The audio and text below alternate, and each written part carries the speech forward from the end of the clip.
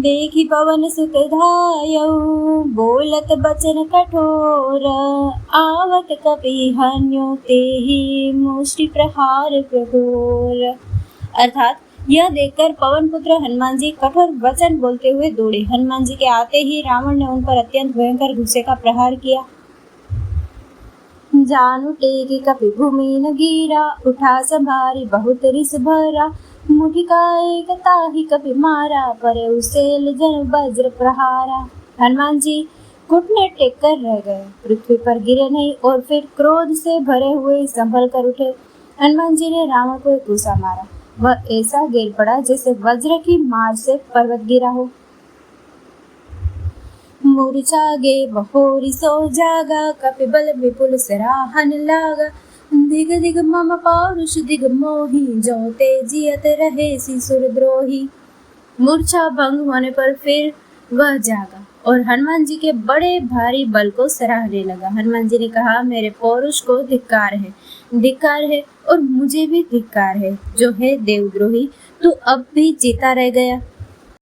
अस कहि लक्ष्मण कहु कपियायो, देखी दशानन विस्मय पायो। कह रघुवीर समुद्र जिय भ्राता, तुम कृतांत भक्षक सुर त्राता।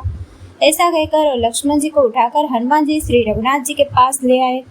यह देखकर रावण को आश्चर्य हुआ। श्री रघुवीर ने लक्ष्मण जी से कहा, हे भाई, हृदय में समझो, तुम काल के भी भक्षक और देवताओं के रक्षक हो।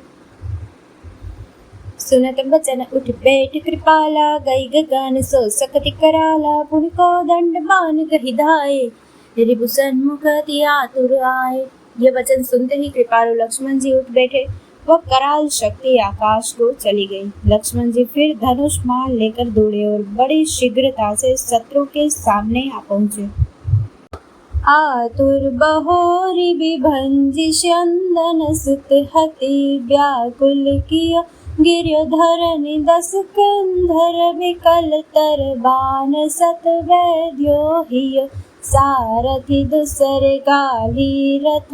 तेहि तुरत लंका ले गयो, रघुवीर बंधु प्रताप पुंज। बहोरी प्रभु चरण नयो।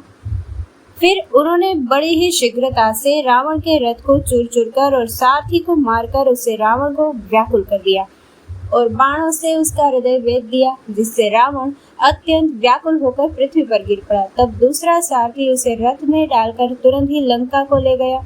प्रताप के समूह श्री रघुवीर के भाई लक्ष्मण जी ने फिर आकर प्रभु के चरणों में प्रणाम किया। उहाँ दसानन जागी करी, करे लाग कछ जाग्या। राम विरोध विजय चह, सठ हठ बस अति आज्ञा।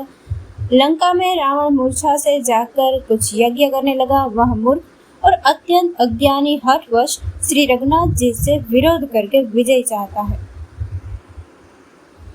इहा विभीषण सब सुधि पाई, सपदि जाय रघुपति ही सुनाई। नाथ करई राम अनेक जागा, सिद्ध भय नहीं मरिहि अभागा। यहाँ विभीषण जी ने सब खबर पाई और तुरंत जाकर श्री रघुनाथ जी को कह सुनाई कि हे नाथ, रावण एक यज्ञ कर रहा है, उसके सिद्ध होने पर वह अभागा सहज ही नहीं मरेगा। पठ बहु नाथ बेगी भट बंदर, करहि विदंस आव दस कंदर। प्रात होत प्रभु सुभट पठाए, हनुमदादि अंगद सब धाये। हे नाथ, तुरंत वानर योद्धाओं को भेजे जो यज्ञ का विध्वंस करे, जिससे रावण युद्ध में आवे। प्रातः काल होते ही प्रभु ने वीर योद्धाओं को भेजा। हनुमान और अंगद आदि सब प्रधान वीर दौड़े। कौतुक कुदी चढ़े कपिलंका, पैठे रावण भवन असंका। यज्ञ करत जब ही सो देखा, सकल कपिन भा क्रोध विशेषा। वानर खेल से ही कूदकर लंका पर जा चढ़े और निर्भय होकर रावण के महल में जा घुसे। ज्यों ही उसको यज्ञ करते देखा, त्यों ही सब वानरों को बहुत क्रोध हुआ। रन के नीलज पाज गृह आवा, आई बक ध्यान लगावा। कहे अंगद मारा लाता, चितवन सठ स्वारथ मन राता।